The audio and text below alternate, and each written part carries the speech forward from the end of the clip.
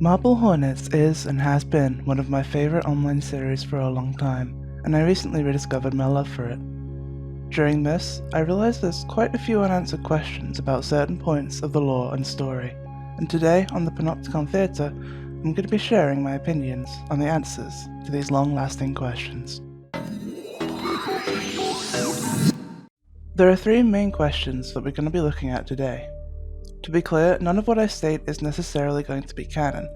They're just my personal opinions and suggestions based on the media and what information the crew has given us. Some of these are popular opinion, and others are things that I've not really seen discussed that much. So the three questions are: who was the original to the ARG? What actually was the operator and what was it trying to achieve? And what is the ARG? Just as a warning, this video will contain significant spoilers for the whole series and for the comics up to issue 3.5, which was the latest release at the time of this video. Let's start off with the first question. Who was the original to the ARG? If you're confused as to why I say original, let me explain. There were at least 3 people posting on the To the ARG channel: Hoodie, Masky, and the OG, which is what I'll keep calling them for now. The OG posted before either of them, and there's a notable switch from when they refer to themselves as a single person to when they start pluralizing.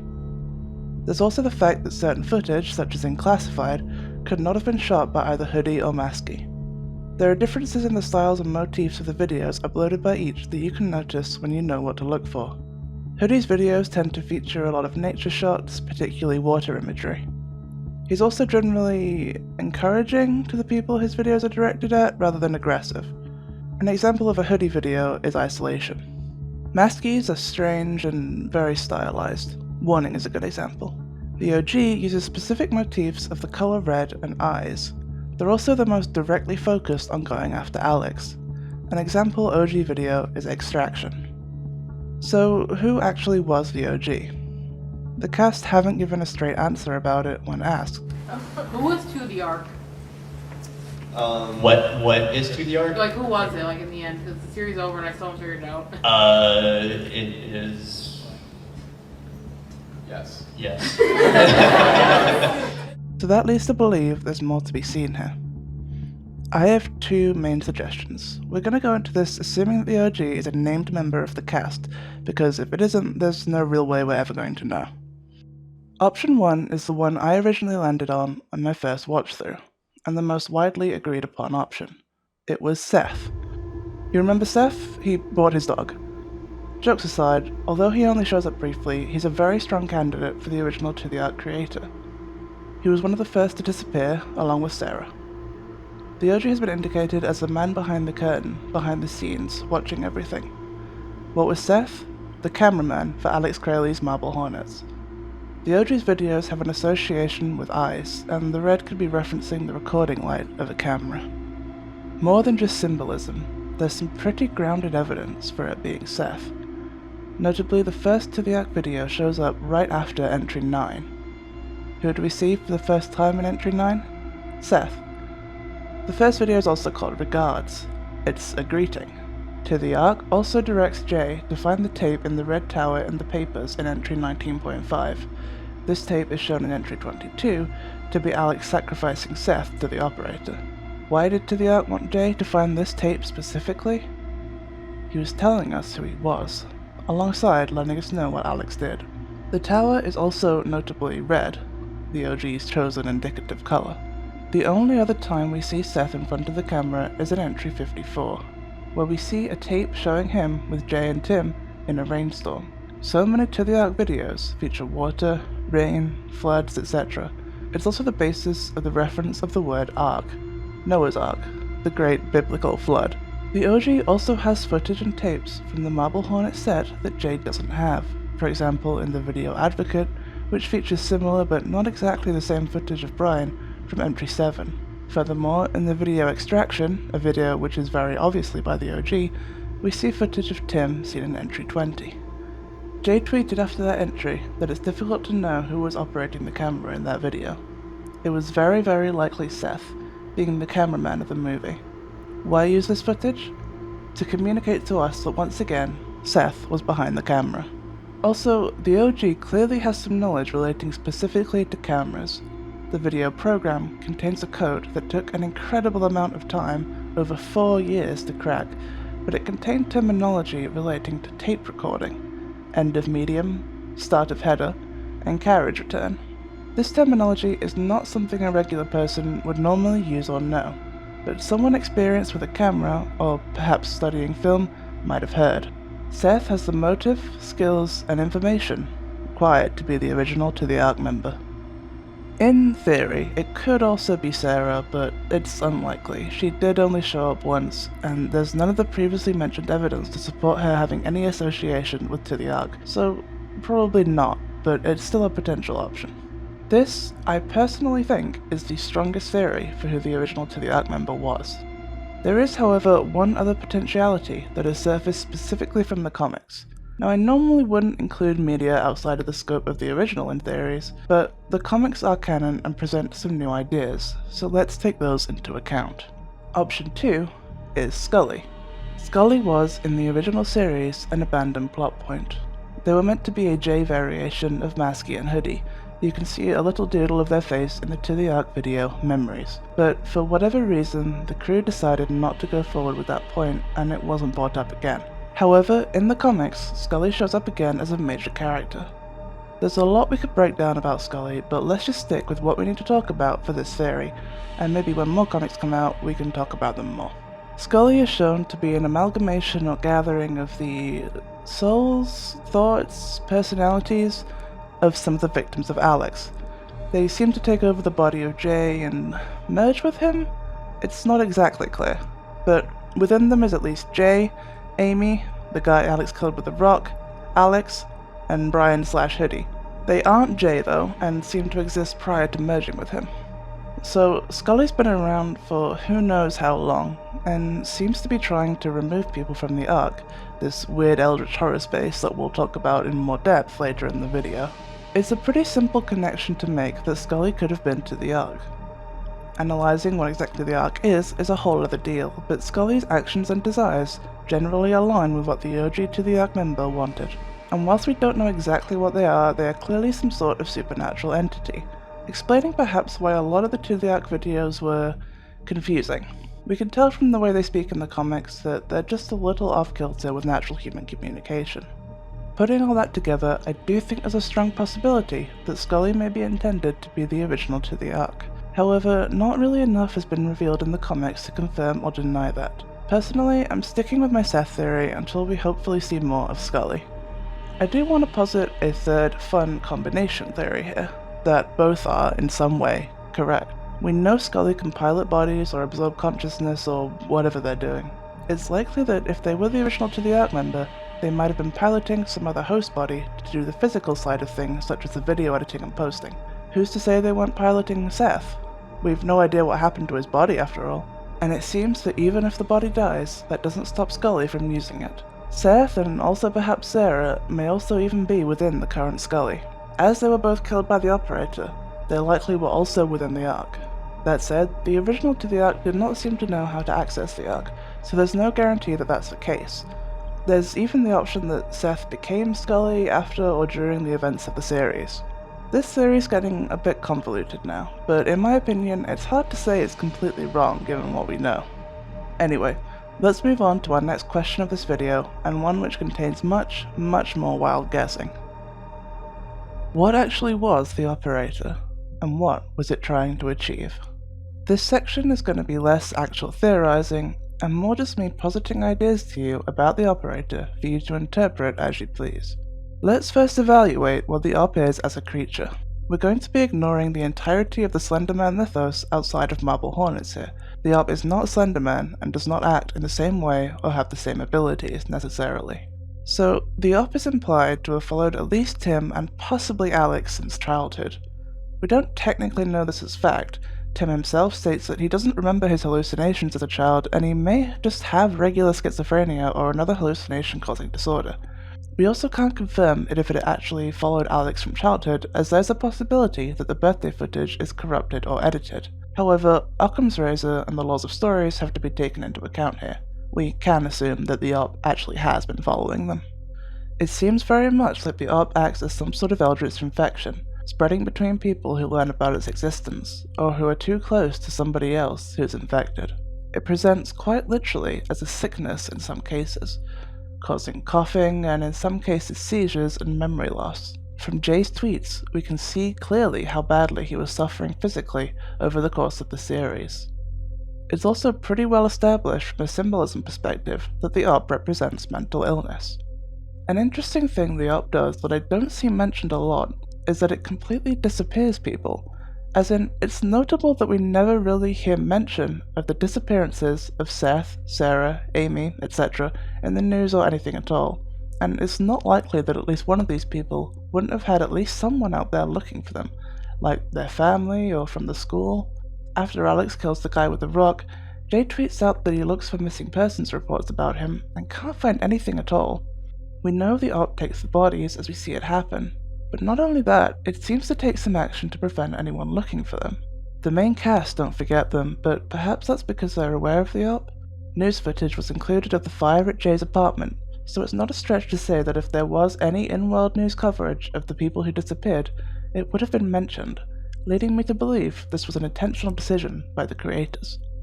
The ARG does have the power to affect memory, and clearly it's not just restricted to the people directly affected by it. Aside from this and the symptoms it causes, the ARG only has two confirmed abilities. These are teleportation of itself and others, and affecting and distorting nearby electronics. Personally, and this is just speculation, but I doubt that the ARG actually is the faceless figure we see. I think that the figure is just a part of the concept of the ARG. The ARG, as an analogy for illness, presents itself in multiple different ways, such as we discussed before. The figure itself is more of a symptom than the actual quote-unquote creature itself. We don't see it take much actual action in the series. Technically it never attacks anyone, and it barely moves at all. When it does, it moves stiffly like a mannequin. The only instance it really seems to touch someone is with Jay when he dies, but that doesn't mean it ever actually interacts with him physically. Alex was the one to actually kill him, then we know Jay was taken to the ARG as we see in the comics. The visual of it reaching for Jay could just be that, a visual. It might be just a hallucination shared across all sufferers that represents the ARG. After all, if the ARG was using that form as a disguise of some kind, it would be generally ineffective, as it doesn't really look at all like an actual person aside from at a glance. So then, what is the ARG? It could be an actual entity, perhaps some sort of fourth-dimensional creature existing beyond our knowledge, reaching into our dimension for its own purposes. It could be something on our plane, but completely unfathomable to us. Another possibility is that it isn't a creature in the traditional sense at all. I personally think of it more like a sickness, with symptoms unlike the ones usually seen in our knowledge. It certainly seems to spread like a sickness, passing to people who are nearby and associated with sufferers even without them necessarily knowing about it, though the symptoms get worse the more they find out, it seems. The fact that it's weakened by Tim's medication certainly adds to this. It's often mentioned that it makes people obsessed with finding out more about it, but really the only person who seems to experience this is Jay. It may simply be playing off Jay's natural curiosity and perhaps obsessive nature, rather than being a consistent symptom. As we don't see it in anyone else, it's hard to say if this is a symptom or just a Jay thing, although we may be starting to see similarities in Jessica in the comics. Also, many people associate the concept of proxies with the ARG, but it should be made clear that there are no proxies in Marble Hornets, and this is not something the ARG is ever seen to do. Hoodie and Masky are not proxies, and are not working for the ARG, so this is not an ability the ARG possesses. Here is a list of confirmed symptoms of the ARG. Hallucinations, amnesia, coughing, seizures, and finally there's also the long-term exposure effect seen in Tim and Brian. They seem to enter entire fugue states with different personalities, both who seem to rarely talk. Brian seems to be possibly completely stuck in that state. What the ARG's goals are even more unclear. It's pretty passive about spreading. It seems to do nothing to stop Alex killing the other infected people, and in fact seems to in some ways aid him in doing so. Also, its effects keep the sufferers more isolated, as they experience paranoia and physical degradation that keeps them more shut away. If it wanted to spread, it'd be stopping Alex, and would be encouraging its sufferers to seek out people, rather than isolating themselves. compared to rabies, where the disease causes the infected to salivate more by preventing them from drinking water due to throat spasms. As rabies spreads through bodily fluids, if an infected creature bites someone, more saliva means more chance for the rabies to spread. That is a disease that actively wants and tries to spread, unlike the ARP sickness, which almost seems like it doesn't want to. Therefore, I think we should consider the possibility that the ARP maybe doesn't actually want to spread. If we consider it to have an extra-dimensional source, it could be trapped or restricted by this plane in some way, and may actually have wanted Alex to kill everyone who knows about it so it can be free to return to where it came from. Alternatively, if it has sentience, it could want people not to know about it for no other reason than it prefers it that way, being secretive. It could also just be completely passive about spreading, but honestly, I think looking at the way it works, it seems more likely that it actively wants to prevent itself from spreading. There's a possibility that the ARP lacks sentience entirely and has no actual interests or goals, it simply exists. Alternatively, its goals could be something unfathomable to us. We don't know if it's trying to kill people, if it's draining something from them, or if it's just a sickness either trying to propagate or even kill itself off. With the lack of actual information about what it is, it's really hard to say. That all said, looking at the comics, we can see that people sent to the ARC are referred to as food, at least by Hoodie and Scully. It's unclear if this is food for the ARP, or for the ARC as itself, or for something else entirely. It's possible the ARC feeds the ARP, or the other way around. The ARP could be feeding the ARC. Either way, we can also ascertain that the ARP is in some way hunting. This throws a spanner in our previous assumptions. Let's move on to our final question and see if we can figure anything out. What is the ARC? During the run of the series, many people tried to identify what the mentioned ARC was. Some viewers interpreted it as a literal space, likely extra-dimensional, that the ARP has access to and sends people to for whatever reason. It was often interpreted as the quote-unquote light post world seen when the body of the man Alex killed with a rock was found. It was unclear how connected to the real world it was, seeing as people were often bounced between real locations and potentially extra-dimensional spaces when being teleported around. Another interpretation was more metaphorical, that the ARC was death, or that it represented Jay or Alex. However, with the release of the comics, we have a more solid answer. The ARC is some sort of actual space. It appears almost meaty, with Jay's body sinking into the floor. Its main space, at least what we see, appears as a large, empty-looking area with a rumbling hole in the center. Hoodie falls down this hole, and there's water at the bottom. It's unclear if the hallucinatory visuals he sees are from the ARC itself, or from the long-term influence of the operator over his mind. The hole spits Hoodie back out after he seems to fight back against it, but later, when he holds Alex over it, he and Scully seem to imply that if he were to drop Alex in there, it would destroy him. Interestingly, Hoodie and Scully seem perfectly able to converse within this space, whereas Jay and Alex can't. Jay lies passively on the ground, and the only thing Alex lets out is a screech. Perhaps this is due to Hoodie and Scully having longer or more intense exposure to the ARP.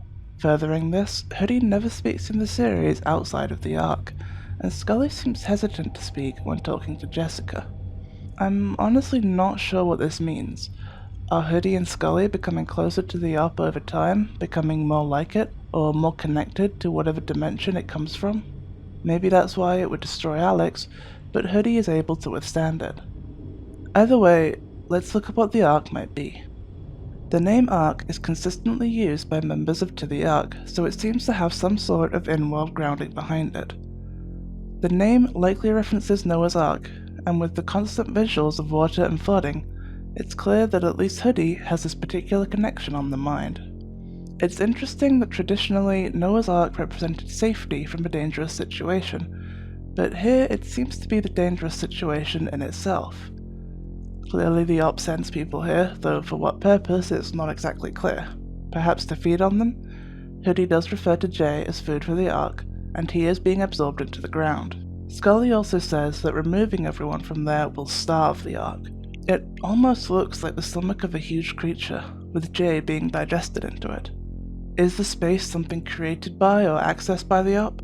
Perhaps the place it comes from, where it's storing its prey?